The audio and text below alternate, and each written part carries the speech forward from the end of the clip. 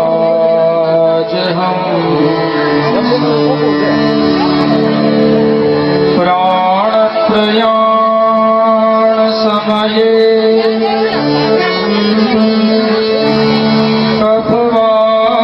कफवात पित्तये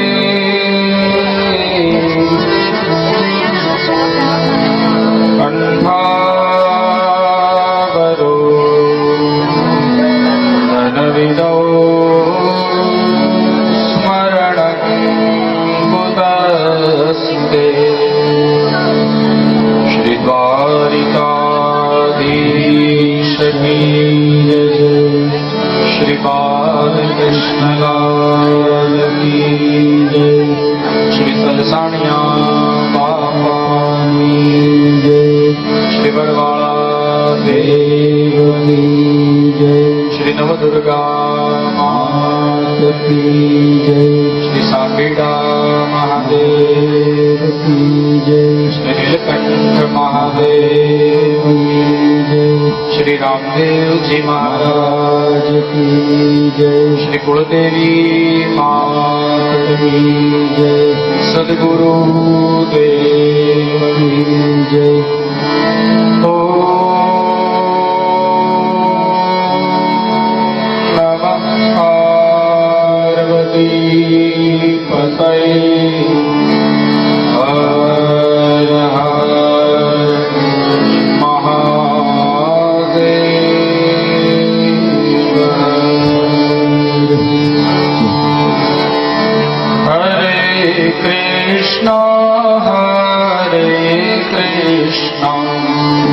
Krishna Krishna Hare Hare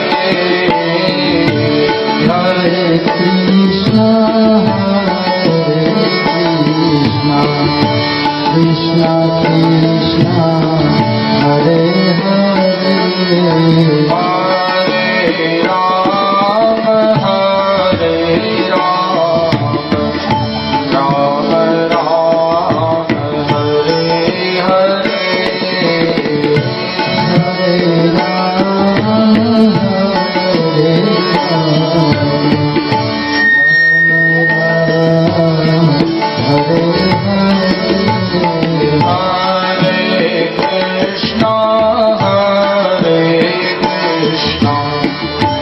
Krishna Krishna Hare Hare Hare Krishna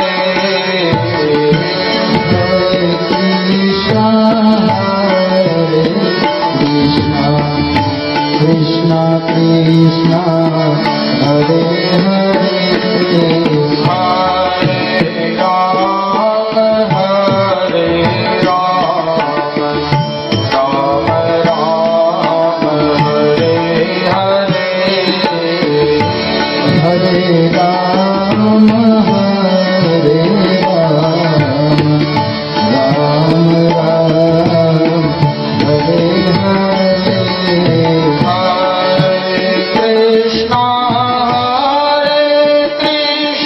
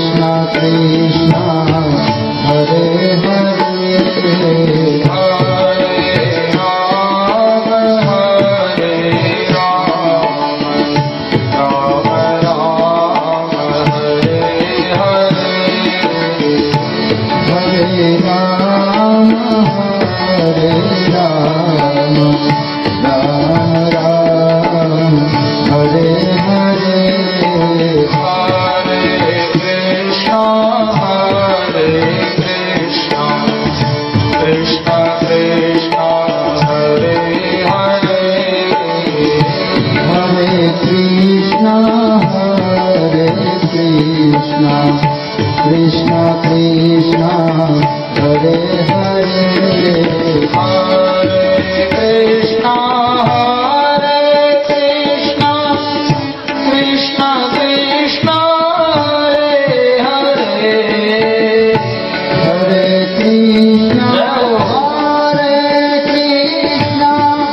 Krishna Krishna Hare Hare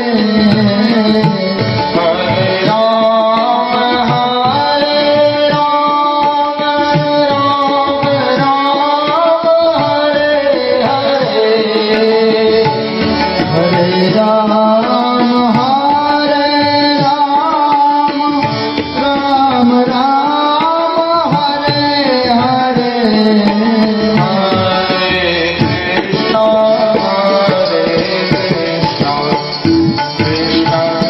Ram Hare Hare Hare Krishna हरे कृष्णा कृष्ण कृष्ण हरे हरे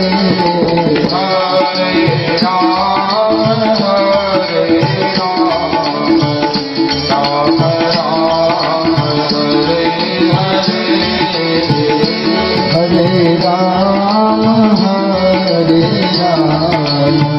राम राम हरे हरे हरे राम राम राम हरे हरे हरे कृष्णा हरे कृष्णा कृष्ण कृष्ण हरे हरे हरे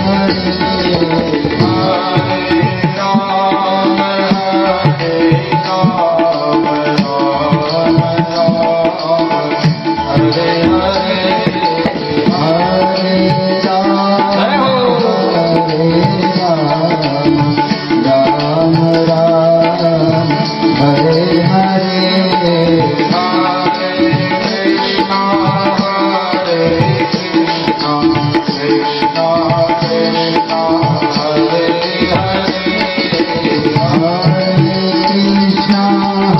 हरे कृष्णा कृष्ण कृष्ण हरे हरे हरे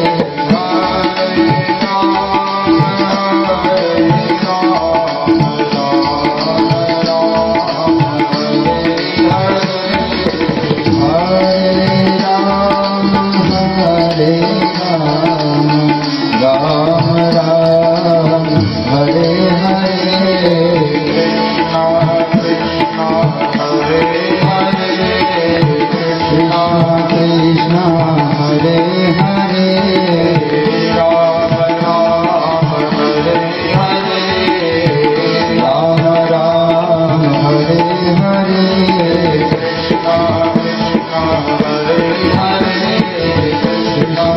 हरे हरे राम राम हरे हरे कृष्ण कृष्ण हरे हरे राम राम हरे हरे कृष्ण कृष्ण हरे हरे राम राम हरे हरे कृष्ण कृष्ण हरे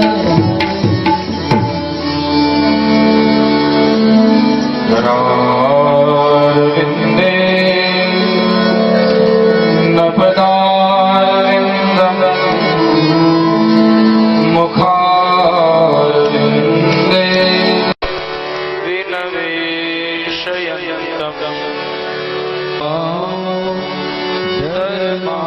धर्माधरेति जीवे सदैवं भजसु सुन्दराणि नामानि कृष्णस्य मनोहराणि समस्तभक्तार्तिविनाशनानि गोविन्द दामो धर्माधरेति मुखावसाने रमेव सारम्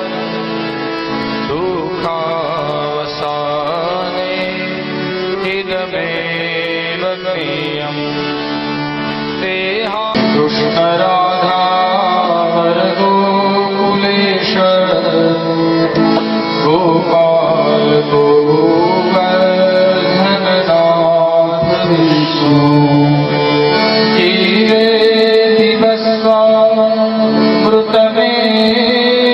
देव गोविन्द नाम माधवेति गोविन्द माधव स्तोत्र प्रेमथी पाठ जे करे दामोदर दया दाने सहजे गोलोक संचरे कस्तूरी तिलकं ललाट पटले वक्षस्थले कौस्तुभम् नासाग्रे वरमौक्तिकं करतले वेणुकरे कङ्कणम् सर्वाङ्गे हरिचन्दनं सुललितम् कण्ठे च मुक्तावली गोपस्त्री परिवेष्टितो विजयते गोपालचूडामणि अस्ति स्वस्तरुणीकराग्रविगलत् कल्पप्रसूनामृतम् वस्तु प्रस्तुतवेणुनागलहरि निर्वाणनिर्व्याकुलम् स्तनिबद्धिनीर्विलसत्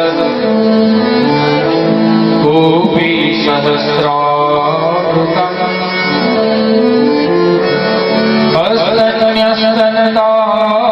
हस्तन्यस्तनतापवर्गमखिलो दारकिशोराकृति कृष्णं नारायणं वन्दे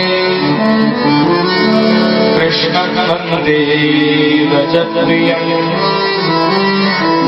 कृष्णं द्वैपायनं वन्दे कृष्णं वन्दे वृथासुतम् वसुदेवसुतं देवम्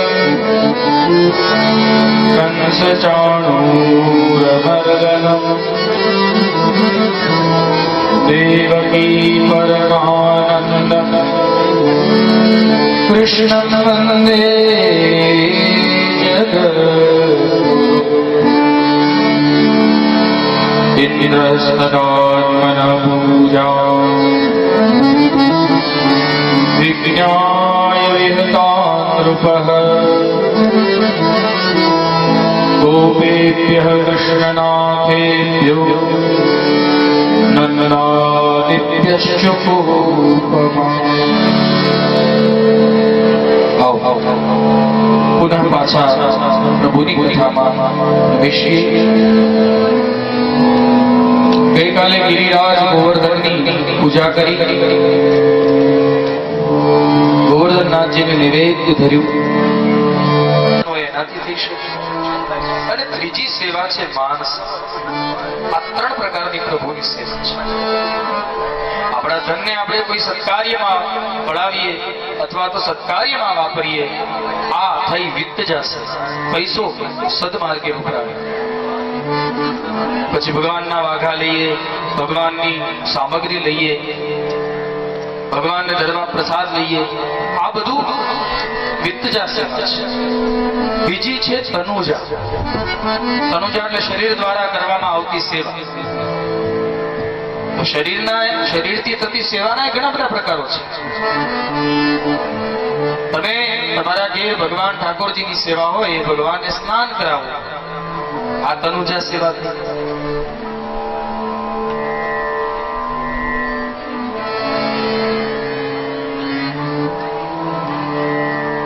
અને બીજી પણ એક સેવા બતાવી છે જે આપણા સતશાસ્ત્રોમાં વર્ણિત છે. દશકૂપસમવાપી દશવાપી સમંસરઃ દશપુત્ર સમં વૃક્ષ દશપુત્ર સમં તરુ. 10 કુવા ગાળો. તમારા જીવનમાં તમે 10 કુવા ગાળો. એ 10 કુવા એક સરોવર ગાળ્યા જેટલું પુણ્ય આપે. દશાકૂપ સમમ વાપી દશાવાપી સમમ સરહ. એક વાવ ગાળવા જેટલું પુણ્ય 10 કુવા ગાળે મળે. દશાવાપી સમમ સરહ. 10 વાવડી અથવા વાવ તમે ગાળો તો તમને એક સરોવર ગાળ્યાનું પુણ્ય મળે. દશ સરસમા પુત્ર. 10 સરોવર ગાળો ત્યારે એક પુત્રને જન્મ આપ્યા જેટલું પુણ્ય મળે. પણ દશ પુત્ર સમમ તરુ. એક વૃક્ષ વાવો એટલે તમને 10 દીકરાને જણ્યા બરોબરનું પુણ્ય. 10 પુત્ર પ્રાપ્ત કર્યાનું જે પુણ્ય મળે એ પુણ્ય એક વૃક્ષ વાવેથી મળે છે. તો આ વૃક્ષ વાવવું એ પણ એક સેવા છે. આપણે પૂર્વે પણ ચર્ચા કરી ચૂક્યા. વડદેવ પીપળાદેવ આ બધામાં ઈશ્વર છે, ભગવાનના અંશ છે. પણ વાવવાનું કયો એટલે બરોબર નહીં. કાપવાની વાત કરો. અરે તમારા આંગણે, અને જો આંગણે જગ્યા ન હોય, કદાચ તમારું ફળિયું નાનું હોય, વૃક્ષ ન વાવી શકાય એવું હોય તો કોઈ નદી નાળામાં જ્યાં એ વૃક્ષ. અને હું એટલું કહું છું કે એક વૃક્ષ વાવો, એક વડલો વાવો અને વૃક્ષ ઊભું થાય, એ ઉગે અને મોટું થાય, અનેક પક્ષીઓનો સહારો બને. પહેલી વાત તો એટલે અનેક પક્ષીઓ ત્યાં નિવાસ કરે. એટલે પક્ષીઓએ નિવાસ કર્યો એટલે પહેલું પુણ્ય તમને એ મળ્યું કે પક્ષીઓ માટે તમે આશરો કર્યો. પછી એનો આશરો થયો, પક્ષીઓના ભોજનમાં એને ફળ મળે. તો પક્ષીઓ વડલે બેસી અને વડના ટેટાને ખાય. એ વડના ટેટાને જેમ જેમ ખાતા જાય એમ યજ્ઞમાં તમે આહુતિ આપો ને જે પુણ્ય મળે એ પુણ્ય પક્ષીઓ ત્યાં ટેટા ખાય ને ખાય પક્ષી અને પુણ્ય મળે તમને. કારણ એ વડના બીજને તમે વાવીને ઉભો કર્યો છે. આ ક્ષણે મને પૂજ્ય કલ્યાણદાસજી બાપુ અને પૂજ્યપાદ મહામંડલેશ્વર કણીરામ બાપુની પણ સ્મૃતિ થાય. એને તો વડલાદેવના મહાત્મ્યને વધારવા માટે, વૃક્ષ વાવો એમ કહેવા માટે, સમાજમાં એક જન જાગૃતિ લાવવા માટે મોરારી બાપુ હસ્તક શ્રી રામચરિત માનસનું આખું આયોજન કર્યું. અને આયોજનમાં બતાવ્યું અને બધાના હાથે એક એક વડ વાવવાનો સંકલ્પ કરાયો. જીવનમાં બીજું કંઈ ન થઈ શકે તો આખા જીવનમાં એક વડલો તો અવશ્ય વાવો, કેમ કે વડ એ વૃક્ષનો દેવ છે. અને તમે દેવને સાધી લો પછી તમે એના પરોળિયાને સાધવાની જરૂર નહીં. કૃષ્ણને પકડ્યો, કૃષ્ણને સ્વીકાર્યા, પછી ઇન્દ્ર, યમ, અગ્નિ, કુબેર આ બધાની પૂજા કરવાની જરૂર નથી. ઇન્દ્ર, અગ્નિ, યમ આ બધા એની પૂજા, કૃષ્ણની પૂજા સમેત સ્વીકારી લેશે. એમ વૃક્ષોનો રાજા વડ. વૃક્ષોમાં ભગવાનનું સ્વરૂપ પીપળો. આ બધા ધાર્મિક સ્થાનો છે, પણ આજકાલ આપણે એને ધાર્મિક ઉકડા બનાવી દીધા. ઘરમાં મૂર્તિ ખંડિત થઈ તો ક્યાં પીપળે પધરાય આવો. વડ, પીપળો આ બધા ધાર્મિક વૃક્ષ છે કે એ ધાર્મિક ઉકડા નથી સાહેબ. અને ધાર્મિક ઉકડા માની અને આપણે પીપળા કે વડના થડે આવો બધો કચરો ઠાલવીએ છીએ. એ સેવા નથી કરતા, પણ આપણે પ્રભુને દુભવીએ છીએ. ભગવાનની મૂર્તિ ખંડિત થાય એટલે એને પધરાવી જોઈએ, પણ વહેતા જળમાં કીધું છે. વહેતા જળમાં પધરાવો, પીપળાના થડમાં મૂકો નહીં. કેમ કે જે દેવની તમે તમારા ઘેરે પૂજા કરી છે, ઉપાસના કરી છે, એ દેવની મૂર્તિ ખંડિત થાય, ત્યાંથી નીકળતા પશુ પક્ષીઓ એને અડફેટે લે ને ઉડાડે ને ફેંકી દે. શું આપણે આપણા દેવનું એ માન સન્માન કરી શકીએ? છતાંય આપણે એ કરીએ છીએ. ભગવાને ગોવર્ધનની પૂજા કરાવીને એ જ આપણને બતાવ્યું છે કે તમે પ્રકૃતિની પૂજા કરો, પ્રકૃતિની સેવા કરો. પ્રકૃતિ મારી દાસી છે અને પ્રકૃતિનો ક્યારેય વિરોધ ન કરો. પ્રકૃતિનો જે વિરોધ કરે છે એને પરમાત્મા ક્યારેય મળતો નથી. આ બધા પરમાત્માના એક અંગ છે. આ વૃક્ષો, વડલાદેવ પરમાત્માનું જ સ્વરૂપ છે. આપણે પૂર્વે ચર્ચા કરી, એની વડવાઈ નથી ભાઈ, આપણા માટે વધારેલી જટા છે. વડની વડવાઈ એ વડવાઈ નથી, આપણા માટે વધારેલી જટા છે. જો વડનું મહત્વ ન હોત ને તો ભગવાન શ્રી રામ મર્યાદા પુરુષોત્તમ જ્યારે અયોધ્યાની ગાદી છોડીને વનમાં ગયા ત્યારે એને વડવાઈના દૂધને પોતાના મસ્તકે ન સિંચ્યું. પોતાના મસ્તકે વડવાઈનું દૂધ સિંચ્યું. કેમ કે પ્રભુ જાણે છે કે આ પવિત્ર છે અને પ્રકૃતિને જ બનાવી મારા દ્વારા જ આ બધું નિર્મિત થયું. તો એ પ્રકૃતિનો હું સ્વીકાર કરું છું, તો તમારે પણ એ પ્રકૃતિનો સ્વીકાર કરવો પડે. ભગવાને ગિરી ગોવર્ધનની પૂજા કરાવી, ગાયોની પૂજા કરી છે. ગાયને આપણે માં કહીએ તો છીએ, પણ માં જેવું રાખીએ ખરા? આપણા ઘરે અહીંયા તો જો કે આખો સમાજ માલધારી સમાજ છે ને, અહીંયા તો ઘેર ઘેર જે માવડીઓની દયા છે. અમે તો જયારે ઉતારેથી આવીએ ત્યારે ઘણી બધી માતાઓના દર્શન કરતા કરતા આ વ્યાસપીઠે ભોગીએ છીએ. ગોવિંદને 3 વસ્તુ પ્રિય છે: ગાય, ગીતા અને ગોપી. આ ગોવિંદની પ્રિય વસ્તુ છે. આપણે ગાયને નિરણ ન નીરીએ તો કાંઈ વાંધો નથી. ન નીરશો, તમે નિરણ નીરશો અને ગાય ભોજન કરશે એવું નથી. તમે નિરણ નહીં નીરો તો ગાય ભૂખી નહીં રહે. માને ભૂખી રાખનારા ભૂખી રાખવાનો પ્રયાસ કરે છે, પણ માને નિરણ નીરી અને પોતાની સંપત્તિમાંથી 10મો ભાગ કાઢીને માને ધરનારા આજે પણ પડ્યા છે. તમે નિરણ ન નીરો એની કોઈ ઉપાધિ નથી, પણ હા એટલું તો કરી શકાય ને, એટલું તો કરી શકાય કે તમે તમારા ઘરમાંથી જ્યારે એઠવાડ તમે ગાયને ખવડાવો, માતાને ખવડાવો, ત્યારે એટલું તો કરી શકો ને કે તમારા એઠવાડના પાત્રમાં એકેય પ્લાસ્ટિકની કોથળી ન હોય, અથવા પ્લાસ્ટિક ખાનારી એ ગાય માતાને પ્લાસ્ટિક ન ખાવા દેવું. કેમ કે આજે જ્યારે એ માવડી પ્લાસ્ટિક ખાઈ અને આફડો ચડીને મૃત્યુ પામે છે ત્યારે એના પેટમાંથી 20-20 કિલો પ્લાસ્ટિક નીકળે છે. અને એ બધું આપણને નિર્ભર છે. તો બીજું કઈ ન કરી શકો તો કઈ નહીં, બસ એઠવાડ જ્યારે નાખવા જાઓ ત્યારે પ્લાસ્ટિકની કોથળીમાં ભરીને ઘરની બહાર આમ હલુલુલું હું કરીને ફેંકશો નહીં. તમારા ઘરની બહાર એક કુંડી બનાવો, પાત્ર બનાવો અને પાત્રમાં વ્યવસ્થિત રીતે એઠું પધરાવો, બધા પશુઓ ખાઈ શકે. આપણે તો સંસ્કૃતિની નિયમ પ્રમાણે ચાલનાર આપણી ભારતીય સંસ્કૃતિ શું કે જ્યારે આપણે આપણા માટે કંઈક ભોજન બનાવીએ એમાં પહેલી રોટલી આપણે ગાય માતા માટે બનાવીએ છીએ. તો પહેલી રોટલી ગાય માતા માટે બનાવવાની, પણ પાછી નિર્વાની નહીં. ગાય માતાને રોટલી નિર્વાનું પણ એક બહુ મહત્વનું આગવું મહત્વ છે, પણ એમને રોટલી નહીં. કેમ કે કોરી રોટલી એ તો વાંજ્યું ભોજન કહેવાય. ઘી વગરનું ભોજન વાંજ્યું. એ રોટલી ઉપર ઘી ચોપડી અને ગોળનો એક ગાંગડો મૂકી અને તમારા હાથે માતાજીને આપો એટલે યજ્ઞમાં આહુતિ આપી જે પુણ્ય પ્રાપ્ત થાય એ પુણ્ય ગાય માતાને એ સમયે રોટલી અને ગોળ ઘી ખવડાવવાથી પુણ્ય પ્રાપ્ત થાય. બીજું છે ગીતા. ગીતા ભગવાનનું વાંગ્મય સ્વરૂપ છે. આપણો નિયમ કેવો છે? આપણે શું કરવું શું ન કરવું એ આપણા મનને પૂછીએ. એટલે આપણું મન આપણને સારું લાગે એવું જ સમાધાન આપે.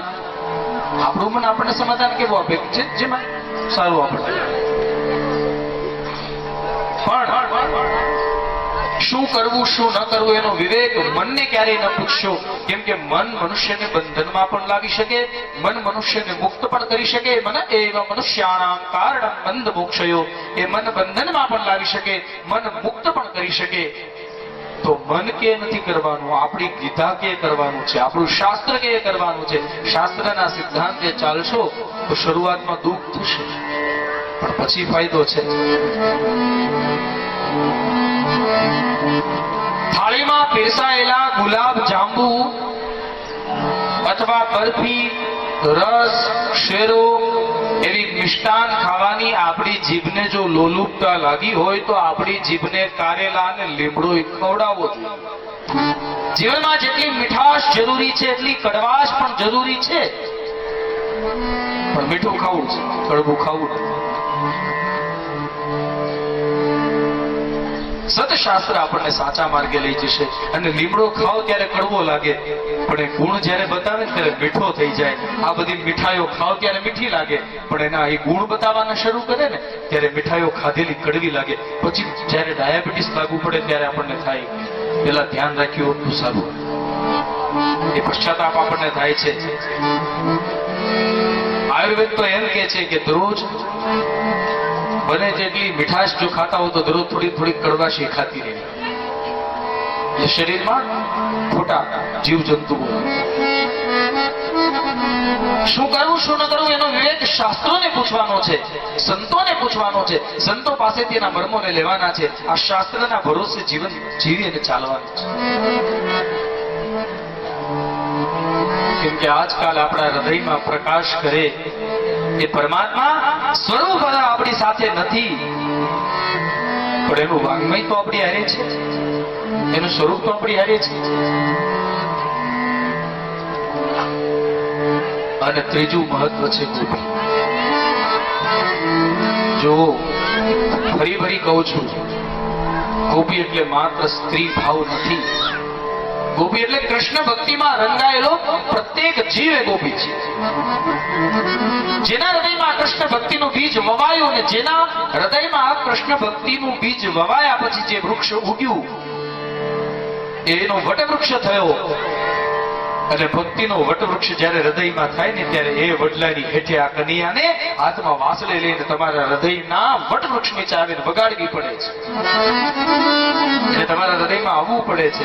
પણ ભગવાનને બોલાવવા માટે પહેલા ભગવાનને પ્રિય છે એવા પાત્રોને સ્થાન તો જીવનમાં દેવું પડે, ત્યારે પ્રભુ પધારશે. વેદને સ્થાન આપો, શાસ્ત્રને સ્થાન આપો, પ્રકૃતિને સ્થાન આપો. પ્રભુએ ગોવર્ધન પૂજા કરાવીને સૌને એ જ જ્ઞાન કરાવ્યું છે કે આજે આપણે જ્યાં રહીએ છીએ પ્રકૃતિ આપણને વાલી ન હોય તો એનો કઈ અર્થ.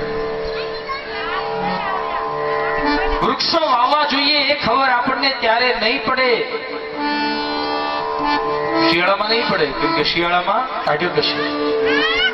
ચોમાસામાં નહીં પડે કેમ કે ચોમાસામાં વર્ષા વરસતી હશે, પણ ભર ઉનાળે જ્યારે ઉભા રહેવા માટે કોઈ છાંયડો નહીં મળે ને ત્યારે હૃદયમાં થશે કે એકાદ વૃક્ષ જો જીવનમાં વાવ્યું હોત તો આજે છાંયડો બનીને ઊભું હોત. એટલા માટે ફરી ફરી કહું છું. અને બીજી વાત, આ વૃક્ષ છે ને ભગવાનના રૂવાડા છે, ભગવાન વરા નારાયણના રૂવાડા છે. આપણું કાર્ય શું? આપણે ભગવાનની મૂર્તિની પૂજા કરીને ભગવાનને સારા સારા નવા નવા વાઘા પહેરાવીએ, ભગવાનને ગુંજાની માળા પહેરાવીએ, ભગવાનને મોરલી આપીએ, ભગવાનને છડી આપીએ, ભગવાનને માખણ ધરીએ, બધું ધરીએ. પણ એ જ વિરાટ નારાયણના રૂવાડાને વૃક્ષ જે રૂવાડાના રૂપમાં છે એને પાછા કાપીએ દે આપણે. વૃક્ષ જરૂર પડે ત્યારે. અને યજ્ઞ માટે પણ સ્પષ્ટ લખ્યું છે શાસ્ત્રમાં, યજ્ઞ માટે પણ જે કાષ્ઠ લેવું હોય ને એ કાષ્ઠ વૃક્ષ જ્યારે એની ડાળીને સૂકવી નાખે અને સુકાઈ ગયેલી ડાળી જ્યારે તૂટી અને રીતે જ્યારે પડે ત્યારે એના માટે યજ્ઞ કાષ્ઠ લેવું, એ કાષ્ઠને યજ્ઞમાં લેવું. બાકી આખે આખું લીલું છમ ઉભેલું વૃક્ષ એને કાપીને તમે યજ્ઞ કરો, ભગવાન એનાથી રાજી નહીં થાય, ભગવાન એનાથી નારાજ થશે. એક રીતે ભગવાનની શોભા વધે છે, બીજી રીતે ભગવાનની શોભા ઘટે પણ છે. યજ્ઞ કાષ્ઠ લેવા માટે સૂકા કાષ્ઠનો આગ્રહ. આપણા સ્વાર્થ માટે આપણે પ્રકૃતિને વેપાર બનાવી દઈએ, આપણો ધર્મ નથી. માત્ર આપણો જ સ્વાર્થ જોવાનો પ્રકૃતિના ધર્મમાં. અને ત્રીજી સેવા છે માનસ. આ બે સેવા બતાવી, તનુજા વિત્તજા અને ત્રીજી સેવા માનસી. પણ માનસી સેવામાં જરાય ખર્ચો નથી, રૂપિયા વગરની. જે લોભી હોય ને, લોભી, એના માટે આ સેવા છે. આ ત્રણ પ્રકારની પ્રભુની સેવા છે: તનુજા, વિત્તજા અને માનસી. તનુજા સેવા દ્વારા પ્રભુને તનતોડ મહેનત કરી અને સાર્થક અને સિદ્ધ કરવા, એ તનુજા. બીજી વિત્તજા સેવા, જેમાં આપણા ધનને સન્માર્ગે વાપરવું, સત્કાર્યમાં લગાડવું. અને ત્રીજી છે માનસી. અને માનસી સેવા બહુ સહેલી, પાછી બહુ. એમાં કઈ જોઈએ નહીં, પદાર્થ નહીં, કોઈ વસ્તુ નહીં, બસ તમારું મન પવિત્ર હોવું જોઈએ. પણ માનસી પૂજા જ્યારે કરો ત્યારે પાછું મન ભગવાનમાં હોવું જોઈએ, તો ભગવાન માનસી પૂજા કરે. એક શેઠ હતા, એ શેઠ એના ગુરુ પાસે ગયા. એના ગુરુજીને કીધું કે પ્રભુ મને ભગવાનની ભક્તિની દીક્ષા આપો. એટલે એના ગુરુજીએ કીધું કે તને ભગવાનની દીક્ષા તો આપું, પણ હારે હું તને પાછો એમ કહું છું કે તું પાછો સેવા કરીશ ને? તો કીધું કે નહીં ભાઈ, એ બધું ભગવાનને નિવેદ ધરવા ને દરરોજ સ્નાન કરાવવું ને બધું મારું, હું એ સેવા નહીં કરું. એના કરતા તમે મને કંઈક એવી સેવા આપો કે જે સેવા કરી પણ શકાય, અને જે સેવા કર્યા છે મને પ્રભુ દર્શન ને પ્રભુ ભક્તિનું ફળ પણ પ્રાપ્ત થાય. મને આવી સેવા એક આપો.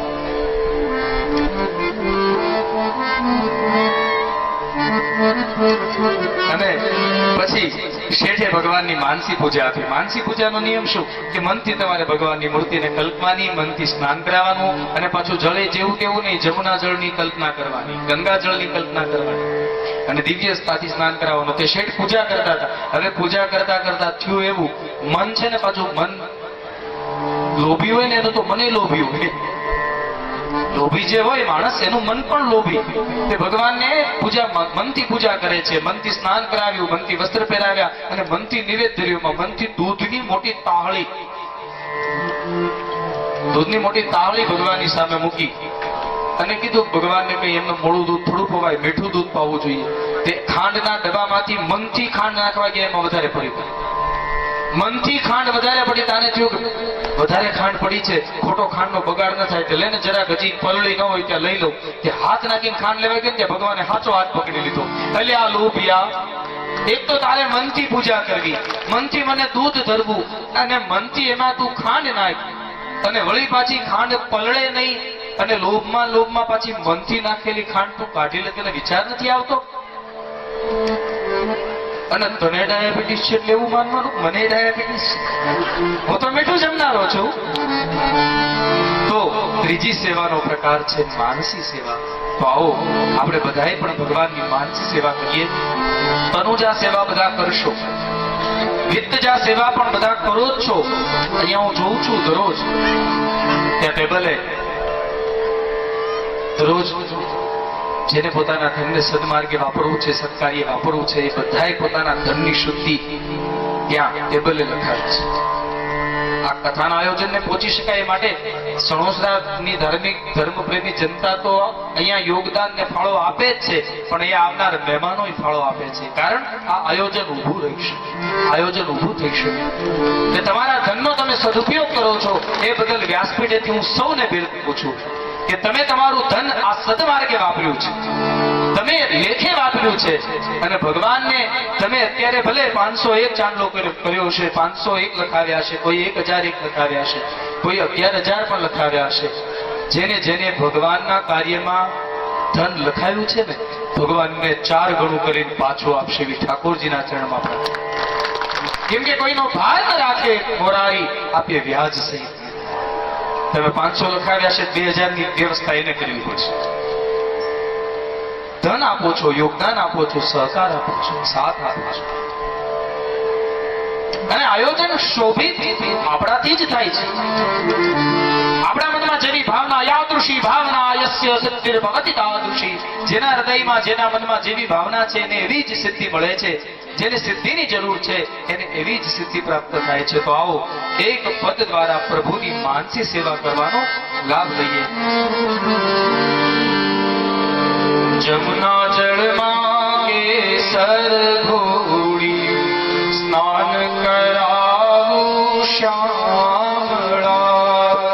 જમુના જળમાં કેસર ઘોડી, સ્નાન કરાવું, હાથ અંગો ચોડી,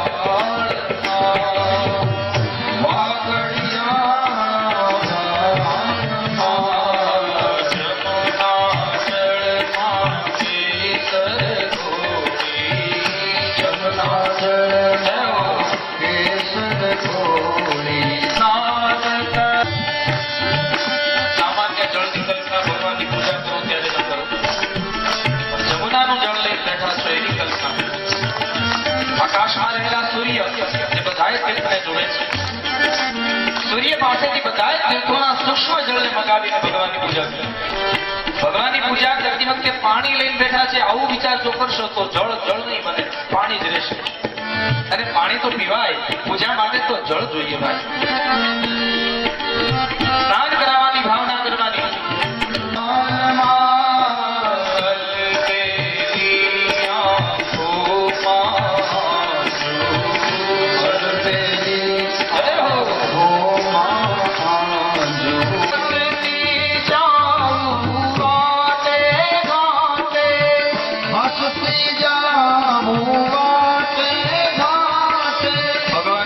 કરી પછી જરાક પૂજામાં જોઈ ત્યારે જે વસ્તુ ના આવે એટલે ઘણી વાર પરિવાર ઉપર દખી જાય છે.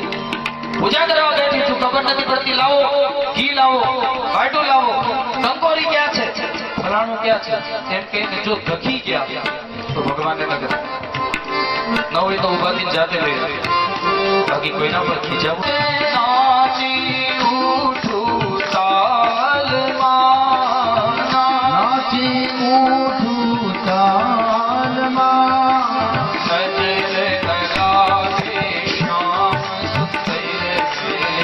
નજર ન લાગે શ્યામ સુંદર રે,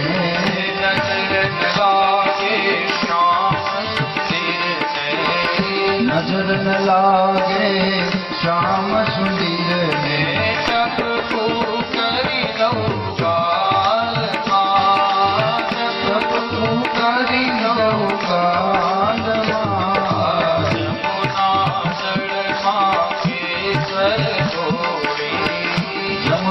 જળમાં કેસર ઘોળી સ્નાન કરાવું શ્યામળા, સ્નાન કરાવું શ્યામળા.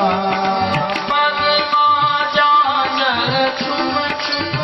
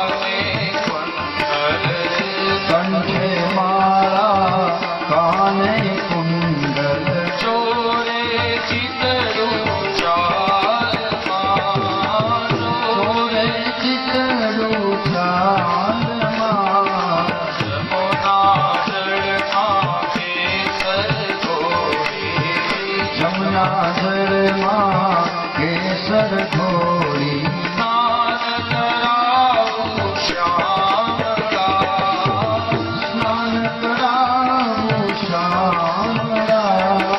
મોર મુકુટ માથે પહેરાવી, મોર મુકુટ માથે પહેરાવી, મોર મુકુટ માથે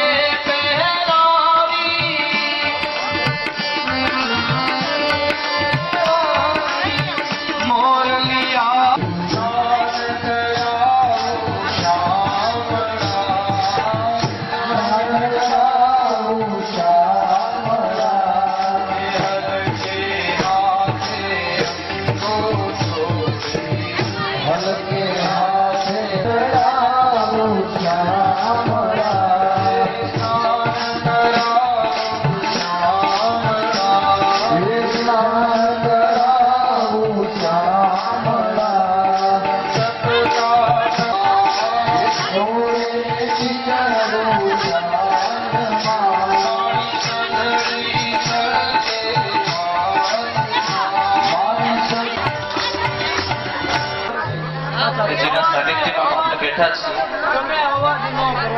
આપણે જેના સાનિધ્યમાં બેઠા છીએ એના કલસાણિયા બાપા સતત 6 દિવસથી આપણી કથાને સાંભળે છે.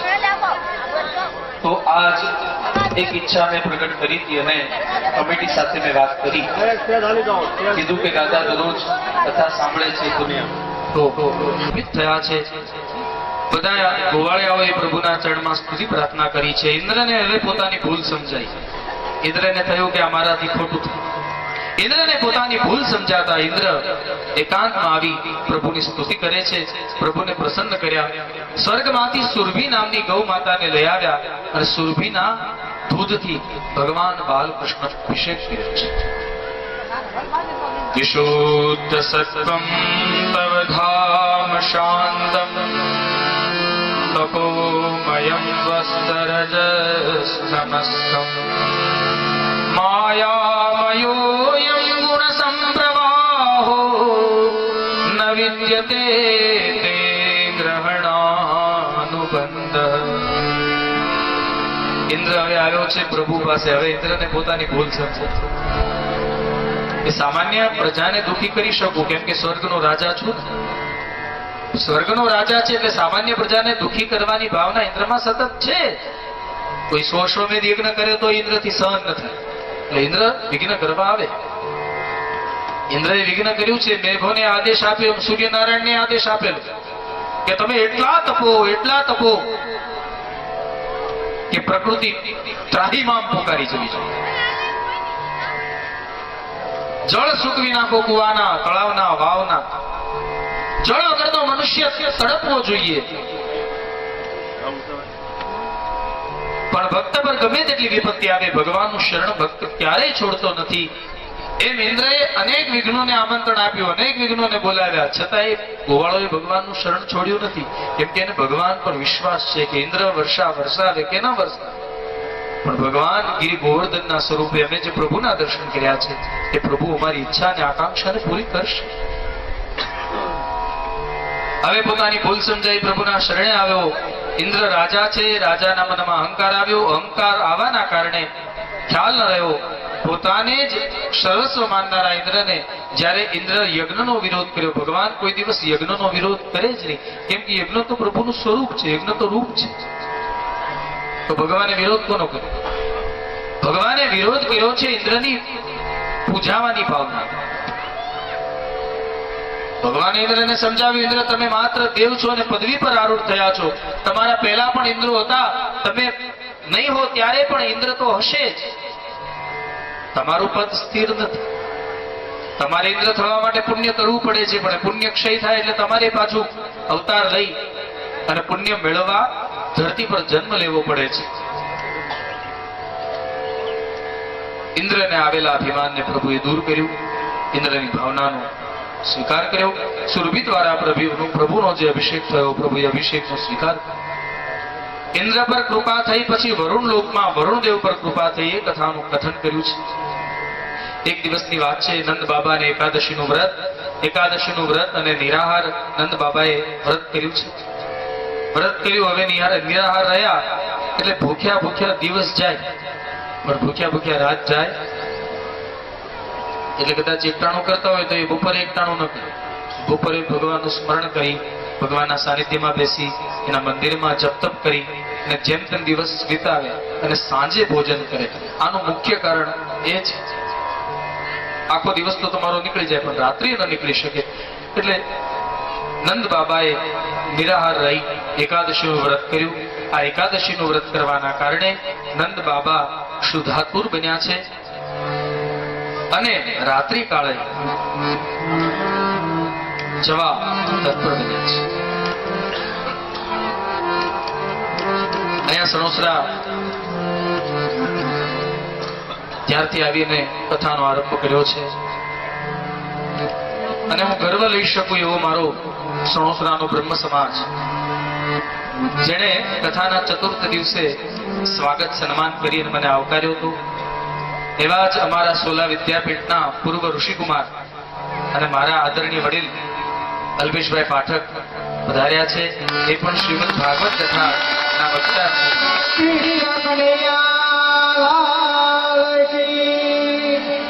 તો આ ક્ષણે બ્રહ્મ સમાજ સમેત હું અમારા વડીલ વિપ્રવૃંદ ના અમારા પ્રમુખ કલ્પેશભાઈ પાઠકજીને વ્યાસપીઠથી આવકારું છું અને એમના દ્વારા પ્રાપ્ત થયેલ સન્માન